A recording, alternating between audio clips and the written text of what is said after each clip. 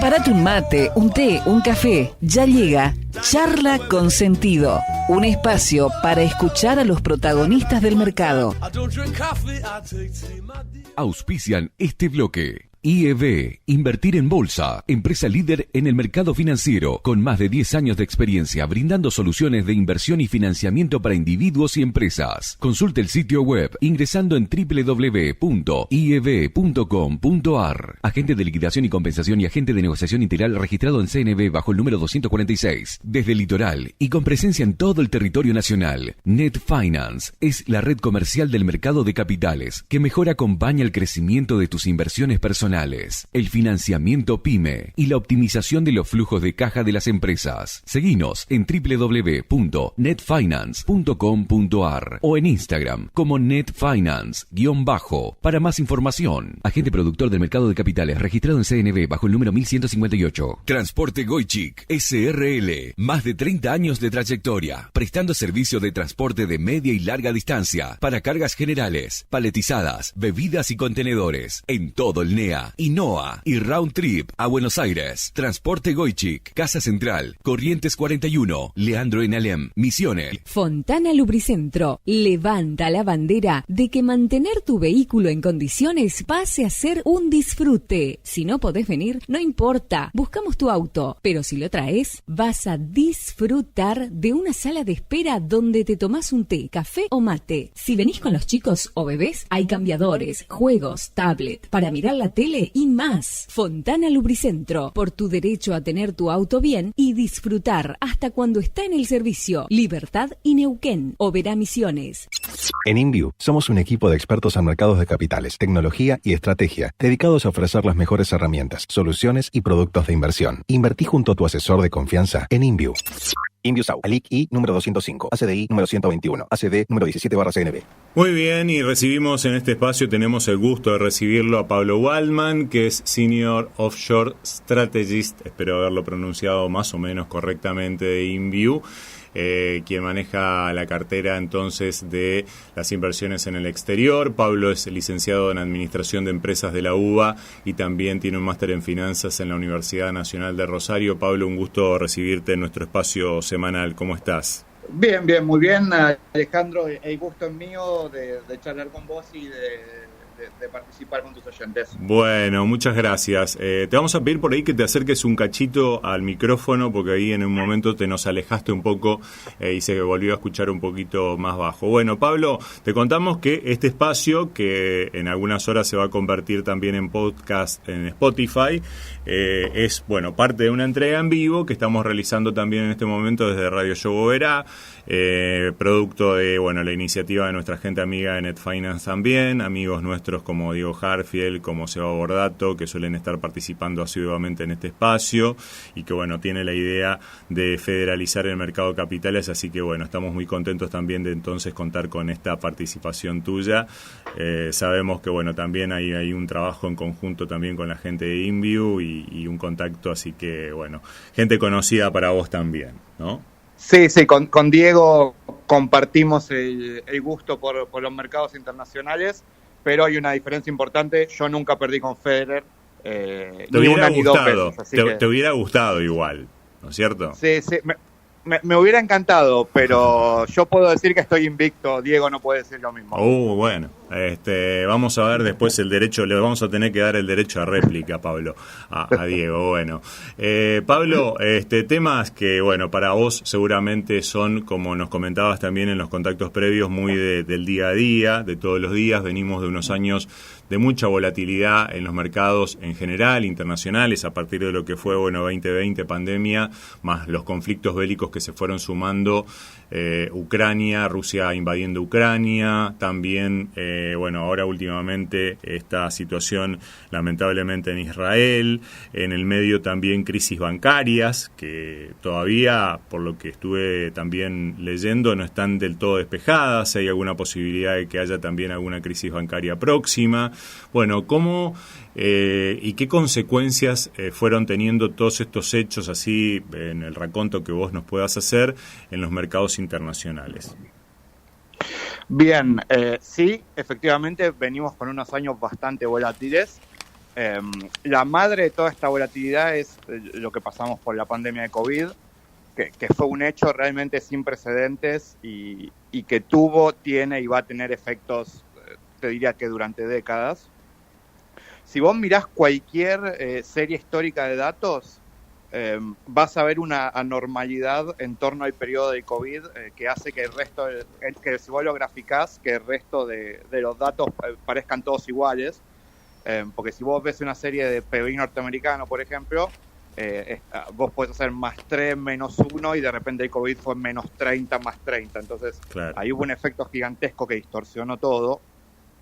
Y más o menos todo lo que pasó después vino encadenado el COVID, porque la respuesta de los policy makers a un desafío sin precedentes fue la misma que vemos siempre, pero amplificada, que es que los bancos centrales provean liquidez prácticamente ilimitada y los gobiernos hagan un esfuerzo fiscal fuertísimo para sostener la actividad, sea mediante planes de gasto en infraestructura o sea mediante transferencias directas a la gente o a las empresas para que mantengan los sueldos. Esto generó, y por supuesto las tasas, bajarlas hasta niveles de mínimos históricos. Obviamente, nada es gratis en la economía. Esto generó un impulso inflacionario con una fuerza que no veíamos desde la década del 70, 80, o sea, estamos hablando de 40, 50 años.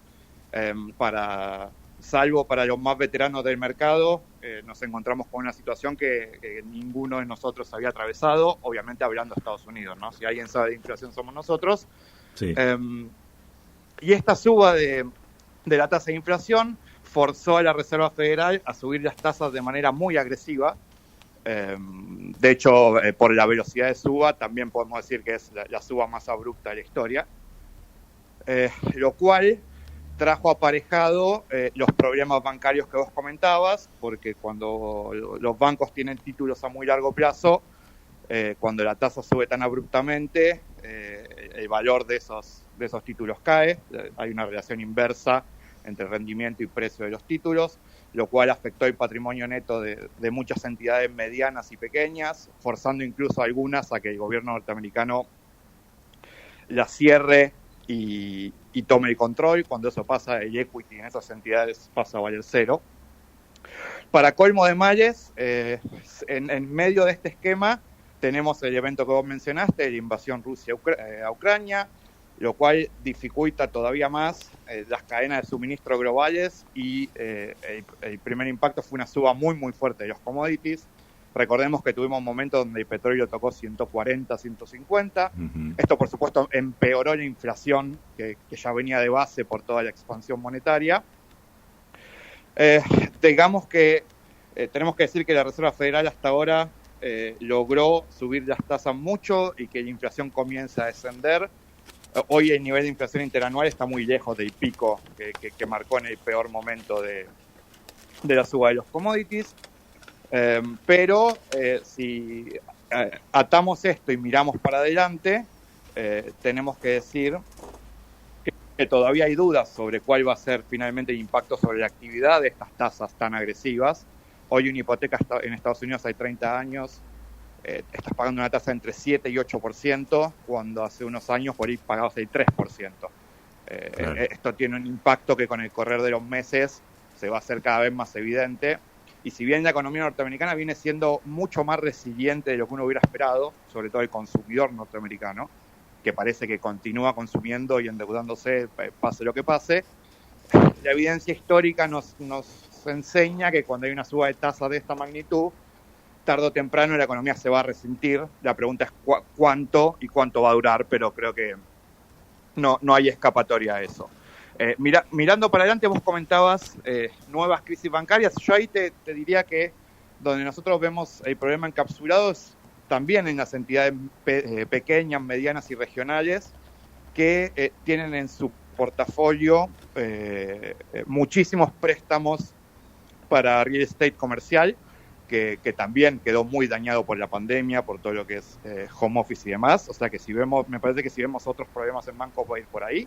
Me parece que hay los megabancos que uno está más habituado a escuchar, los Bank of America, los Citigroup, los Wells Fargo de este mundo. Incluso esto le juega a favor porque favorece la concentración en esos bancos que todo el mundo percibe que es imposible que caigan, porque después de lo que pasó con Lehman Brothers, nadie espera que una entidad de ese tamaño no se la rescate antes de caer. Y te agrego, para los problemas a futuro, cada vez más, además de los factores geopolíticos, el conflicto frío, si se quiere, entre China y Estados Unidos con Taiwán en el medio, y a las dos guerras calientes que ya tenemos en Ucrania y en Medio Oriente, que esperemos que no termine de expandirse. Te diría que la economía china es hoy la gran preocupación. Ellos también, todo su sistema inmobiliario tiene un peso en el PBI desproporcionado a cualquier otro país de ese tamaño. Es realmente 30% del PBI más o menos. Entonces las autoridades chinas están todo el tiempo tratando de estimular ese sector para sostenerlo, porque que viene con muchos problemas, pero si eso se agrava, recordemos que la economía china hoy es la segunda del mundo, principal consumidor e importador de la mayoría de los commodities. Si China efectivamente va hacia un ritmo de crecimiento del 3% anual y deja de crecer al 7, 8 o doble dígito como vimos en los últimos años, esto va a tener repercusiones en todo el mundo, por supuesto. Uh-huh. ¿Y qué movimientos se fueron dando en el mercado como para tratar de encontrar refugio a todas estas cosas que fueron realmente muchísimas, más allá de que, como señalabas vos, hay una génesis que está en lo que fue la pandemia, como para tratar, digamos, de encontrar, preservación del valor de capital, de la inversión?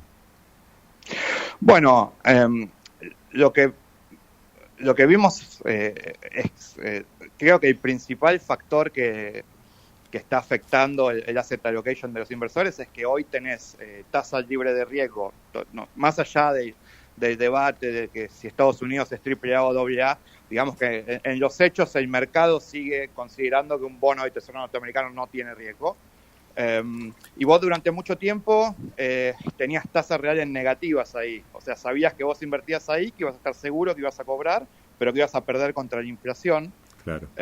Entonces buscabas tomar más riesgo crediticio o tomar bonos más largos para hacer un pick-up de tasa, o invertir en empresas y apostar al crecimiento de la economía y de esas empresas en lugar de ir a una tasa segura. Bueno, hoy eso se revirtió. Hoy en la parte corta de la curva de Treasuries tenés tasas del orden del 5,5%, contra una inflación esperada que puede estar en el 3,4%.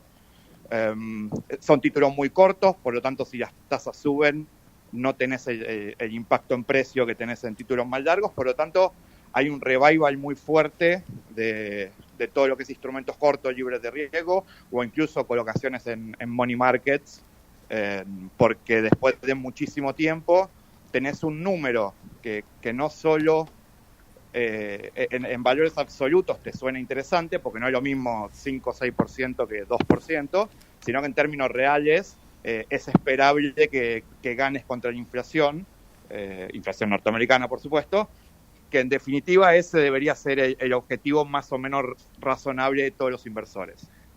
A largo plazo, que el capital crezca más que la inflación y por lo tanto en términos reales que uno tenga un mayor poder adquisitivo.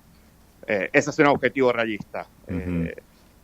Y partiendo de un objetivo realista vas a llegar a una estrategia más o menos realista y si no arrancás siendo millonario, difícilmente te hagan millonario. Sí, claro. Pero creo que se entiende a lo que voy. Totalmente. Pero básicamente esta suba de la tasa libre de riesgo, que de alguna manera es kriptonita para el resto de los activos, porque le pone una vara muy alta. ¿Por qué? Porque si yo puedo prestarle al tío Sam a 6 meses al 5,5%, para prestarle a una empresa de primera línea norteamericana, tengo que pedirle 6, 6,5%, porque si no, a misma tasa le presto al gobierno. Claro. Lo cual hace que ese es otro sector del mercado que se está moviendo bastante. Vos podés comprar deuda de empresas de primerísima línea, no sé, Ford, General Motors, Bank of America, Oracle, nombres como esos con tasas arriba del 6%. Pero a una inversión realmente riesgosa en un país emergente, ¿qué tasa le tenés que pedir para que te compense el riesgo arriba de esto? Claro. Y bueno, entonces empezás a ver cosas que rinden 8, 10, 12, y el equity, entonces realmente tenés que ver mucho crecimiento futuro para jugar al variable en vez de ir a tasas fijas aseguradas, por lo menos en lo que es risk free. Después depende cuánto riesgo crediticio quiera tomar uno. Hay que pedir una tasa esperada por lo menos mucho más alta. Entonces, lo que generó todos estos cambios y convulsiones de los últimos años es que hay una barrera mucho más alta para las inversiones de riesgo, donde si un proyecto inmobiliario, por ejemplo, si vos no calculás que te va a rendir 10-12%, te diría que es casi un non-starter, porque podés invertir al 7-8% en una cartera diversificada con muchísimo menos riesgo que un proyecto que puede salir bien o mal. Entre esas, a lo mejor inversiones más arriesgadas que vos mencionabas, ¿ven igualmente papeles que sean interesantes o que tengan, digamos, no sé, digamos, bajo cualquiera de los análisis que ustedes desarrollan habitualmente en InView? Recordamos a nuestros oyentes, estamos charlando con Pablo Waldman, Senior Strategist de la cartera offshore de InView. ¿Algún papel que, por, digamos, cuestiones que tengan que ver por el rubro al que se dedican, por el crecimiento que puede tener dicho rubro o en el ámbito en el que se desempeñan, ese rendimiento superior de prestarle al privado, digamos, extranjero, puede ser, digamos, sustentable a lo largo del tiempo? Mira, nosotros por lo general, o sea, si vos me pedís que te recomiende un activo, uno solo, te tengo que hacer 17 preguntas. Claro, para saber mi perfil de riesgo, totalmente. Exactamente, porque en realidad, o sea, ojalá esto fuera tan simple como que haya un activo que le sirva a todos y viene cualquiera. Por supuesto. Yo le digo sí, y problema resuelto. Entonces, nosotros, como no le puedo hacer 17 preguntas a todo el mundo tampoco, nosotros tratamos de trabajar con carteras sugeridas, modelo, como para tener una base para empezar a charlar, en lugar de un activo puntual. Uh-huh. Entonces ahí tenés múltiples cosas y una combinación de renta fija y variable que creemos según seas. Siempre viste que esto se corta en tres: conservador, moderado y agresivo. Así es. Más o menos con nuestro view. Ahora, si querés que te comente cosas que nos parecen interesantes, en lo que es renta fija, salvo para los perfiles más agresivos, nos parece que una parte hoy tiene que estar invertida en bonos de tesoro, más cortos o más largos, según si el cliente está dispuesto a tomar ese riesgo de que las tasas suban o bajen, que es la duration.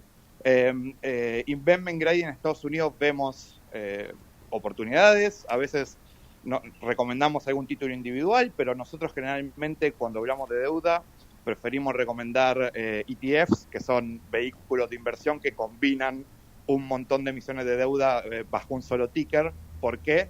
Porque es mucho más simple confiar en un profesional que invierta en una cartera de 300 créditos diversificados y los monitoree, que armarlo uno a mano y tener que andar siguiendo a fondo todo eso. Nos parece que Investment Grade Estados Unidos, donde tenés ahí un pick-up de tasa de más o menos 100 puntos sobre el tesoro, o sea, decíamos, si te rinde 5,5 en Treasury, podés conseguir cosas que rindan 6,5 interesantes. Para ir mucho más arriba que eso, ya nos ponemos mucho más selectivos, porque hoy realmente tenés cosas que rinden 2 dígitos y tenés un montón de cosas. O sea, tenés la deuda high yield de cualquier país rinde ya 2 dígitos, lo que es mercado de frontera rinde más o menos 15, Pemex te rinde 12, o sea, hay para todos los gustos, pero eso ya es para cierto perfil más particular, ¿no? Y después en lo que es equity, nosotros creemos que parte de la inversión en equity tiene que estar también en inversiones amplias, que pueden ser los principales índices, que básicamente los 3 más grandes son el Dow Jones, el S&P 500 y el Nasdaq, en orden de más conservador a menos conservador. Después, otra cosa que utilizamos mucho es el S&P 500, que son las 500 empresas más importantes de Estados Unidos. A su vez está dividido en 11 subsegmentos, digamos, unos energía, unos tecnología, otros consumo masivo y etcétera.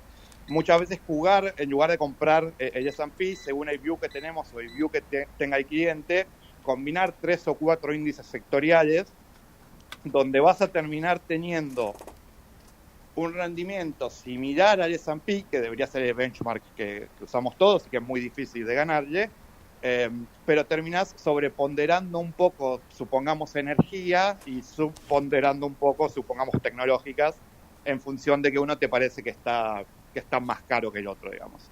Y después en lo que es saliendo un poquito de Estados Unidos, porque vos vía Estados Unidos podés invertir en todo el mundo, así como los ADR de YPF cotizan en la bolsa de Nueva York, cotizan en empresas de todo el mundo. Brasil nos parece una historia muy interesante, de una macro ordenada que contuvo muy rápidamente la inflación, de un banco central independiente y que está haciendo las cosas como marca el manual. Y bueno, para hablar de Brasil, puedes hablar de WZ, que es el índice de referencia, pero también hay varios papeles grandes que creo que podemos destacar, como Petrobras o Vale. Pero básicamente, vos, si me preguntas a mí, por ejemplo, sí, mi view personal, por ejemplo, México me gusta, India me gusta, Japón me gusta, Europa me parece que no es el momento, China me parece que hay que esperar que aclare un poco la situación, pero bueno, ese es mi view personal. Después, claro, en la medida que el cliente trae su propio view, lo que tienen los mercados internacionales es que hay una cantidad de elementos disponibles para invertir casi ilimitada. Por lo tanto, cualquier idea que un cliente quiera plasmar, vamos a encontrar una manera de hacerlo, sin ningún tipo de duda. Y te doy un caso que ya nos pasa tan seguido que es casi como un chiste interno en el equipo de research, que es que viene gente y me dice, quiero invertir en litio. Sí, claro. Y vos en el mercado local no tenés un vehículo de exposición directa al litio. No existe, ni de deuda ni de equity. O sea, podés comprar YPF, pero ¿qué porcentaje de YPF realmente es litio? Es una parte muy chiquita, y aparte estás comprando una empresa que tiene una dinámica que está totalmente alejada de lo que es el litio. Ahora, si vos te planteás desde el punto de vista de mercados internacionales, tenés de todo. Tenés desde fondos que compran litio físico hasta ETFs que combinan un montón de empresas vinculadas al litio, hasta emisiones de deuda de cada una de esas empresas puntuales. O sea que lo que te da el mercado internacional es la posibilidad realmente de invertir en lo que vos quieras. Si nos pedís nuestra opinión, la tendrás, pero cuando el monto lo amerita, siempre es mejor trabajar a medida, porque, como decías vos, no hay una solución mágica para todos. Claro. Hay que escuchar al cliente y armar en base a sus necesidades. Ahora, teniendo en cuenta también nuestra enorme volatilidad, ¿no? Por ahí, esto que vos nos contás nos hace imaginarnos un supermercado, un imaginario supermercado lleno de productos de distinto tipo, que es lo que vendría a ser el mercado internacional, y un almacén de barrio que sería de alguna manera, poniéndolo a escala, o un mini mercado, el mercado local, ¿no? Evidentemente hay muchísimas más herramientas y sobre todo mucho más previsibles, ¿no? Que lo que nos ofrece acá el mercado local, porque bueno, vemos cuáles han venido siendo también los vaivenes, por ejemplo, por mencionar solamente uno, el de la bolsa nuestra aquí Argentina, que es un mercado todavía también muy pequeño, lógicamente. Pero en este sentido, lo que te quería también preguntar es, teniendo en cuenta estas volatilidades que hay acá en la Argentina, ¿hacia qué tipo de soluciones, si es que por ahí podemos decir, bueno, mayormente los inversores y la gente que opera a través de las plataformas de Inview? Recordemos que Inview no solamente te permite, manejar tu propia cartera de manera personal, adhiriendo a cualquiera de todos los instrumentos que hay disponibles, tanto en el mercado local como en el internacional, pero, en lo que se refiere al asesoramiento por ahí de clientes por ahí más importantes, ¿para dónde fue, sobre todo la protección de cara a un eventual resultado electoral acá en la Argentina, Pablo? Bueno, en realidad lo que tenés acá es una madeja regulatoria constantemente en crecimiento, que de alguna manera te limita tus opciones de dolarización, que digamos que sería el primer paso para evitar la volatilidad si querés, porque mientras estés en pesos estás atado a los destinos de nuestro Banco Central. Claro. Entonces, vamos por partes. Si vos solo tenés cuenta en el mercado local, tu conexión al mundo, si se quiere, es el programa de CDRs, que me imagino que todos ya estamos familiarizados con él, que te permite comprar acciones, algunas acciones, obviamente las que están listadas, no todas, y algunos ETFs que comentaba. Por ejemplo, el EWZ está, el ESPI está, varios de los sectoriales del ESPI también están. Y esa es una herramienta que se utilizó muchísimo como alternativa de dolarización, que yo acá hago una pequeña salvedad, porque cuando vos compras un CDR, sí, estás comprando algo denominado en dólares, pero también estás comprando un activo que tiene su vida propia. Y no es la primera vez que ha ocurrido que alguien compra un CDR para sentirse seguro, esa empresa presenta balance, cae un 15% claro. y termina siendo contraproducente. Entonces yo ahí hago una distinción. Entiendo que el CDR es la avenida más rápida para ir a un título denominado en dólares del exterior, pero está ese pequeño punto que no es menor. Por eso, si vos te fijás,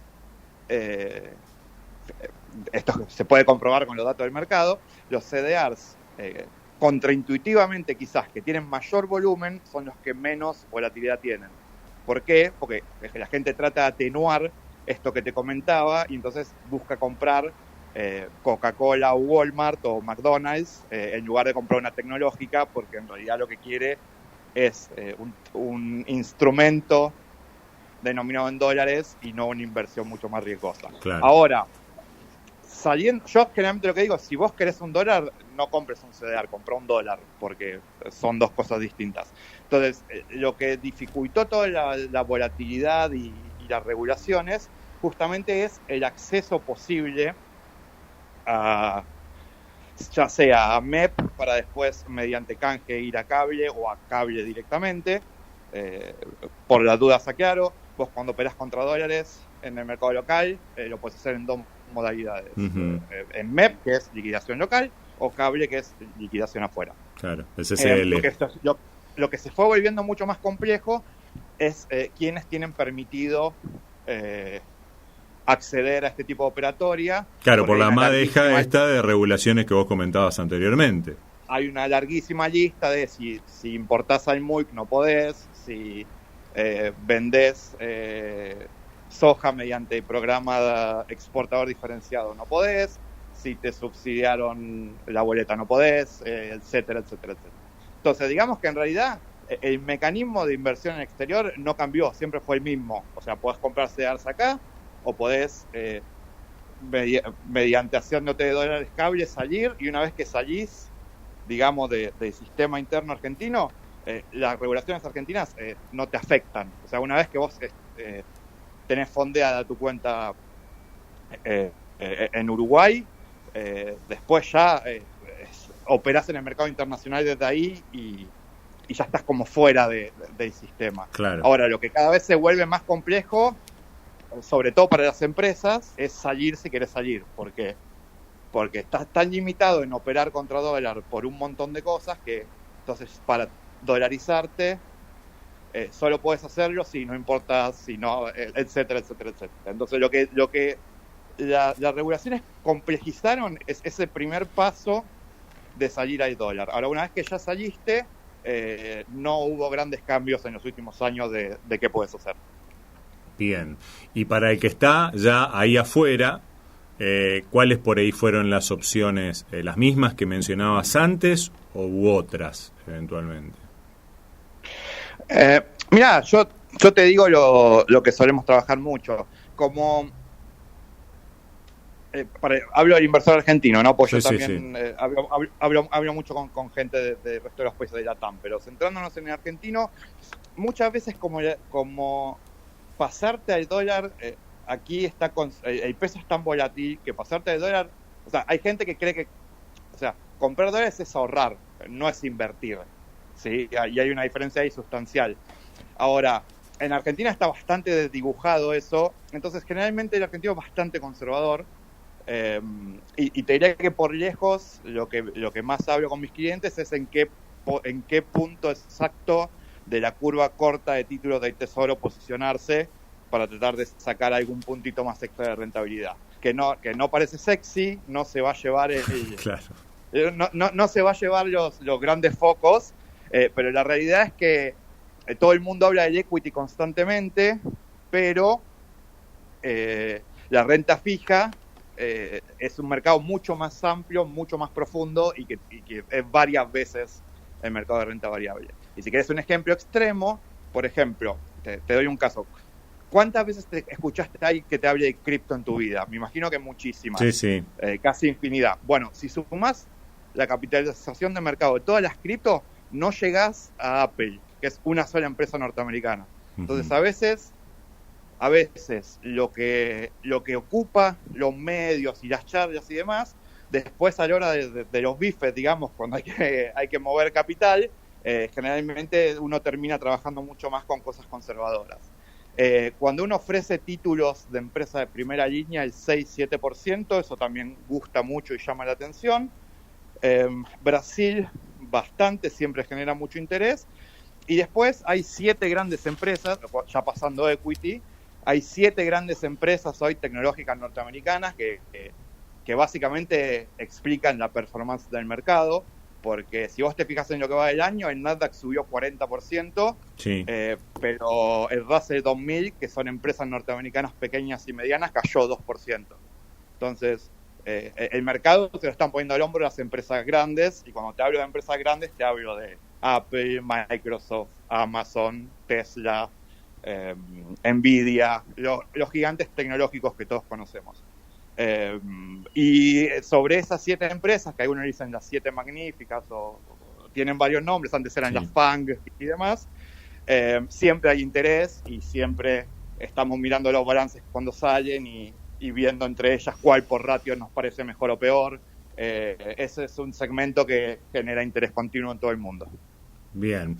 Bueno, y vamos a terminar en esto que también nos traías vos a la propia charla, Pablo, que es cómo, y se lo preguntamos a todos los protagonistas que tenemos por acá en este espacio, ¿cómo es la cartera personal de Pablo Waldman? ¿Es conservadora, es moderada o es agresiva? Es un poco más agresiva de lo que yo recomendaría a un usuario modelo, porque, viste, esto es como si vos manejás todo el tiempo una máquina de un balancín de 200 toneladas, ya con el tiempo le perdés el miedo, claro. Lo cual a veces es un error, ¿no? Te habrá pasado. Pero bueno, te habrá pasado alguna cosita. Claro, en donde sí cumplo, digamos, como lo propio que recomiendo, yo tengo una cartera muy diversificada, parte está acá, en pesos, parte está haciendo tasa, parte está en posiciones de equity de largo plazo que trato de no mirar todos los días porque esa no es la idea. Bien. Y por supuesto una parte está afuera. Yo en este momento creo que esos 150 puntitos que te puedes llevar por sobre Treasury invirtiendo en empresas de primera línea vale la pena, por lo tanto tengo algo ahí. Yo invierto vía ETFs, no mediante títulos individuales. Si querés, por ejemplo, LQD es un ETF de deuda investment grade que está muy bien. Y tengo también mis posiciones de equity de largo plazo. Si querés, te menciono, no todas, pero un par. Google me parece que es una empresa fantástica. El último balance no gustó, pero yo trato de pensar a 10 años, no a 3 meses. Porque en el mercado internacional te podés dar ese lujo, ¿no? Si vos en Argentina a veces pensás a 10 años y por ahí a los 3 meses te están diciendo que ahí está la puerta, gracias por todo. Claro. Brasil me gusta. Y yo te había comentado que me gustaba Brasil, sí, y que me gusta México.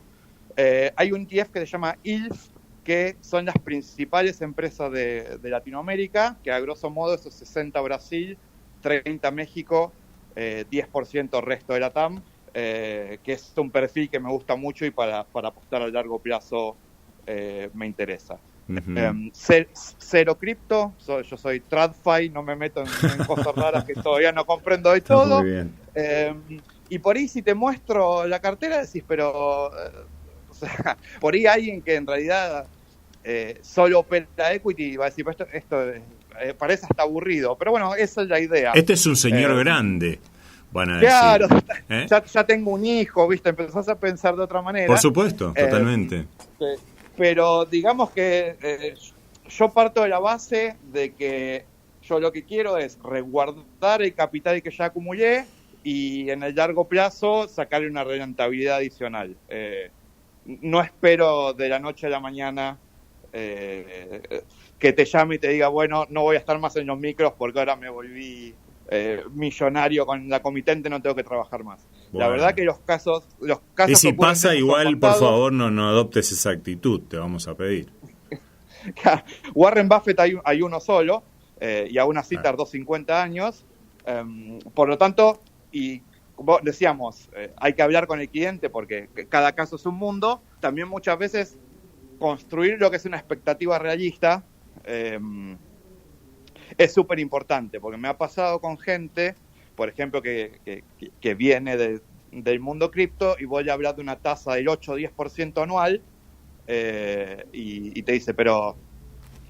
Esto no rinde nada. Claro, sí. Si yo lo que opero se mueve 5 o 6% diario, ¿qué hago con 10 anual? Claro. Pero bueno, la verdad es que el mundo funciona el 10 anual, no funciona el 5 diario. Claro, a ver, y vimos también lo que le pasó al mundo cripto, o sea, están las pruebas también. Por supuesto, Luna fue hermoso hasta que desapareció.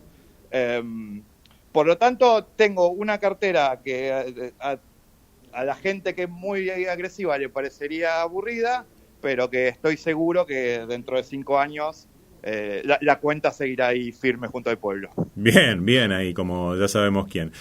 Pablo, lo último, o sea, pero en función de esto que nos está contando, tradeas poco, más comprás, digamos, ¿no? Y te mantenés y vas viendo.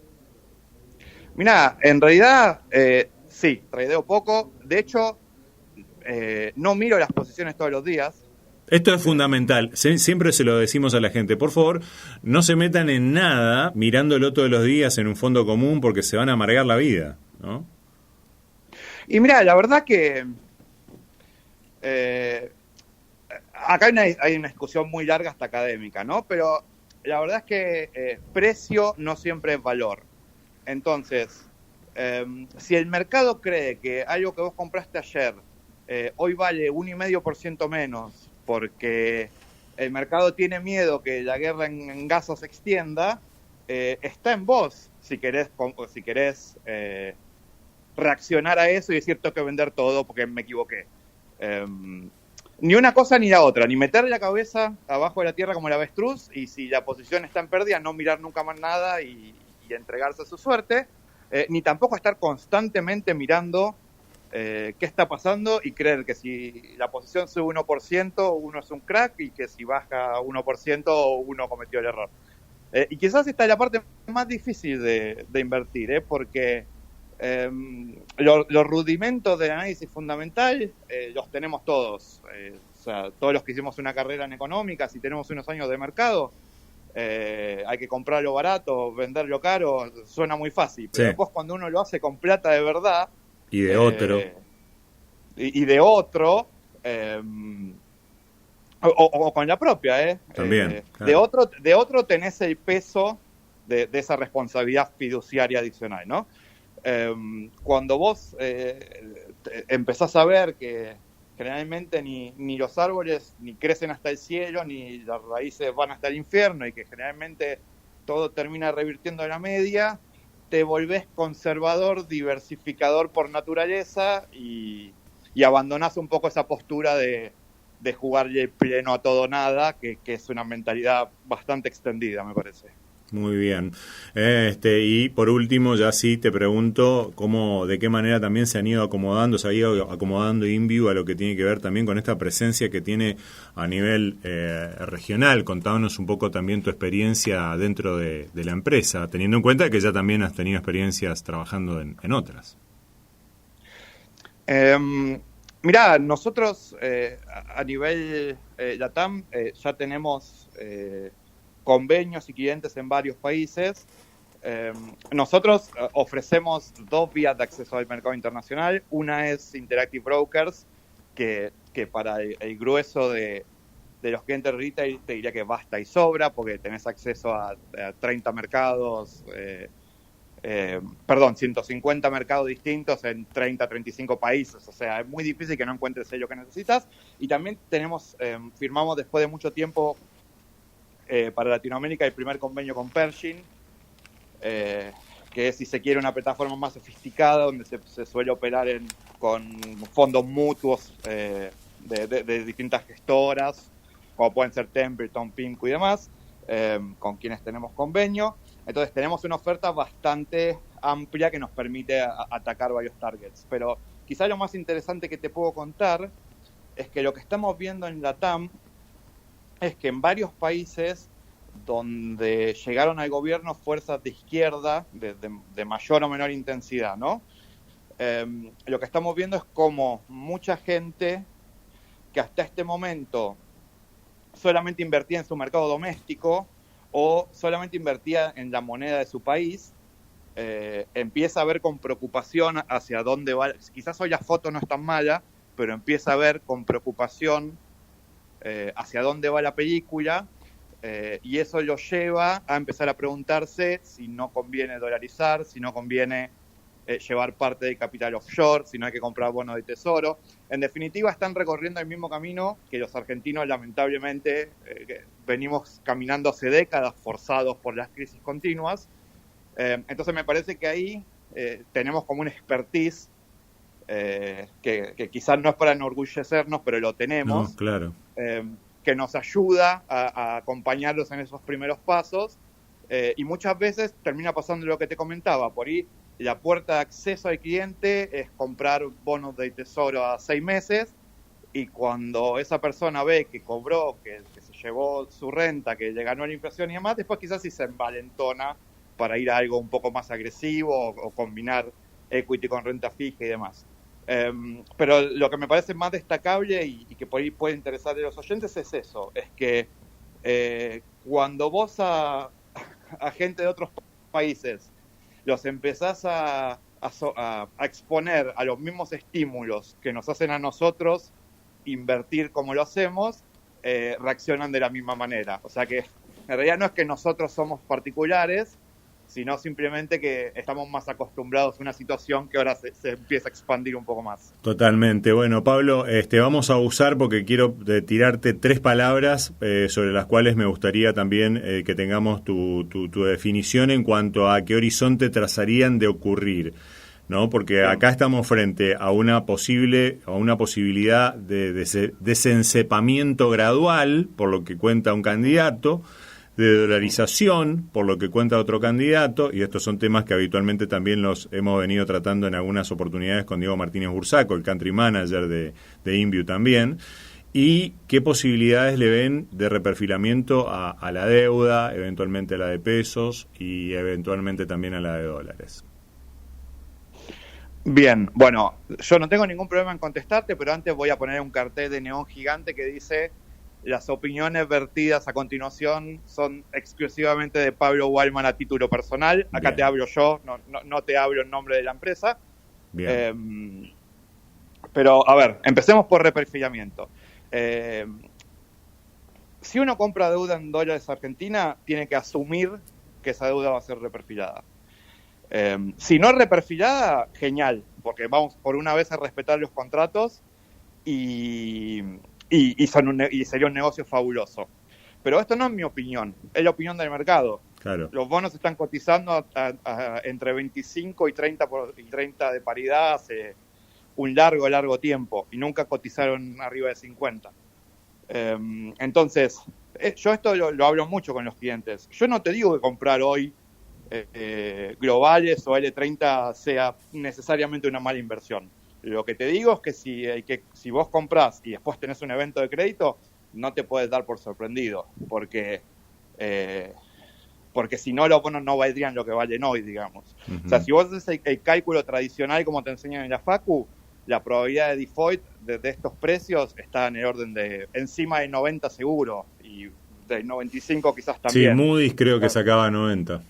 Ayer, antes de ayer. Exactamente. Sí. Depende cómo va la cuenta fina, pero estamos ahí. Entonces, ojalá que no ocurra, porque me parece que el camino a que Argentina mejore pasa por cumplir los contratos, aunque sea oneroso y complejo. En todo caso, pensemos los contratos que firmamos de acá a futuro, pero yo te tengo que hablar con lo que ven en el mercado, y lo que ven en el mercado es que sería una sorpresa mayúscula que los títulos como están emitidos hoy se paguen en tiempo y forma. De hecho, cuando vos en enero tenés que pagar 1.500 millones de cupones de dólares, que no parece tanto para un país, pero la reserva del Banco Central están en más o menos menos 12.000 millones, te diría que las dudas están por lo menos fundadas. Cuando vamos a la deuda en pesos, ya ahí es más complejo.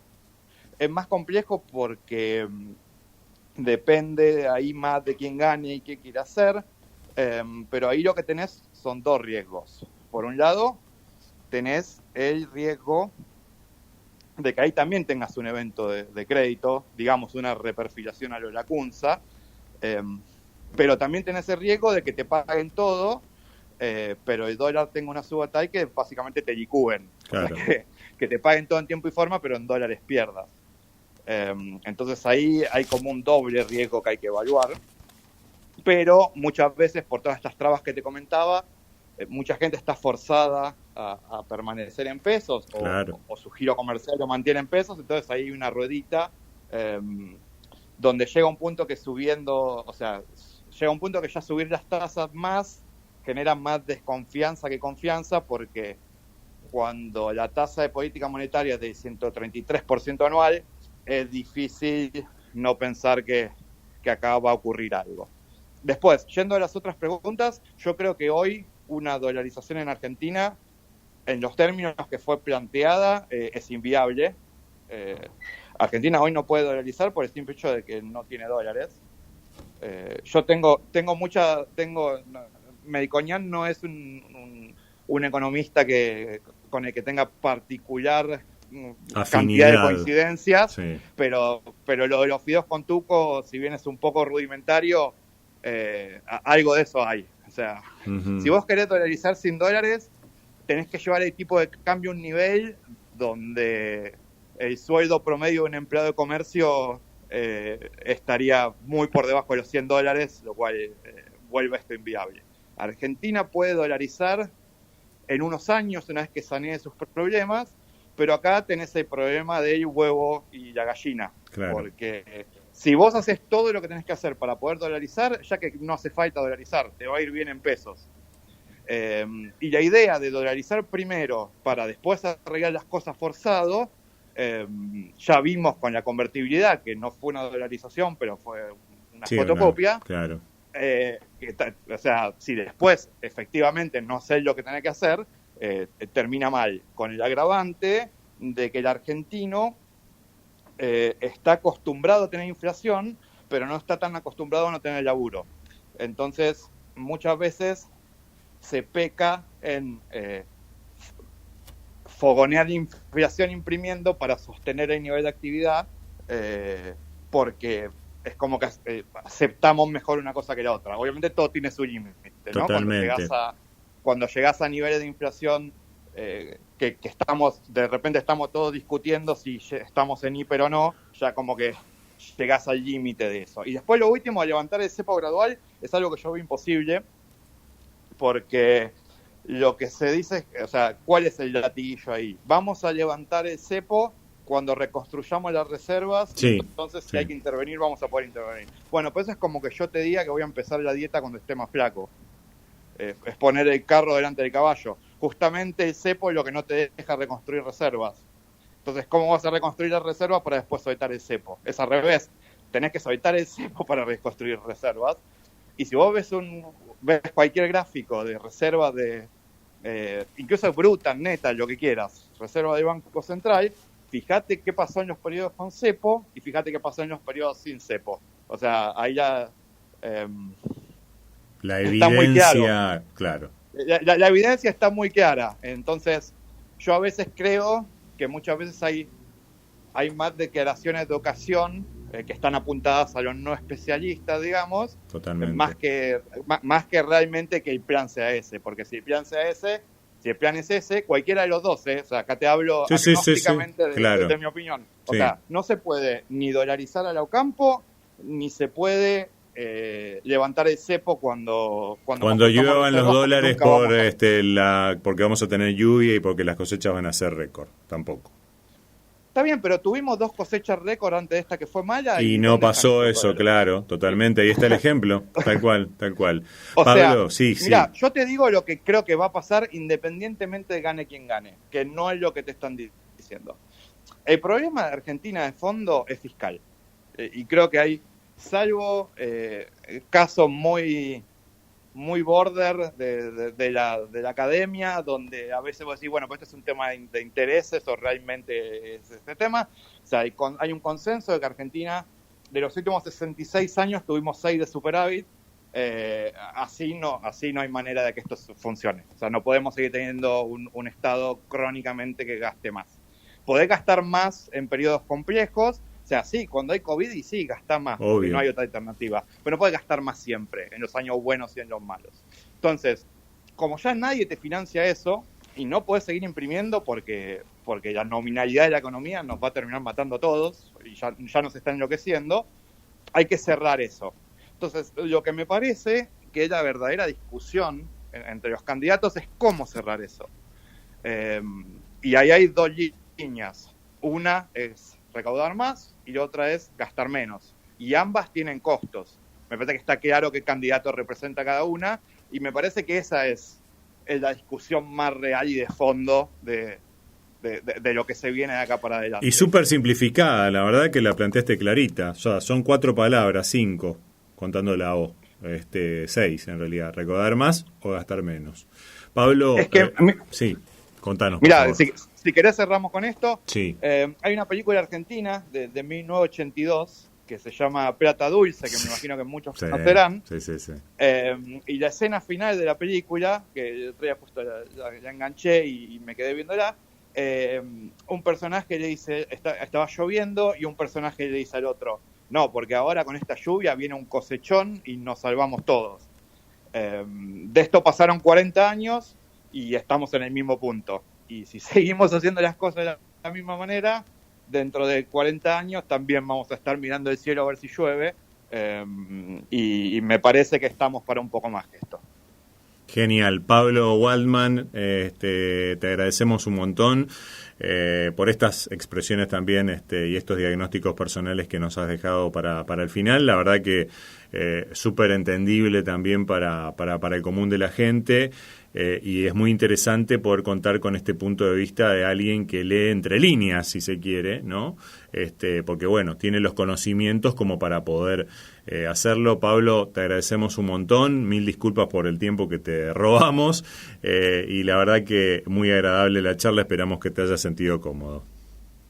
El gusto es todo mío, ningún problema. A mí, si hay algo que me gusta es charlar de mercado, por eso me dedico a lo que me dedico, así que cuando quieran a disposición, en el futuro podemos volver a repetir, y si querés un día también llevarlo Diego al piso, así pimponeamos un rato con él también. Seguro, como no, seguramente va a estar muy gustoso de aceptar la invitación. Te mandamos un abrazo y muchísimas gracias. Abrazo. Adiós.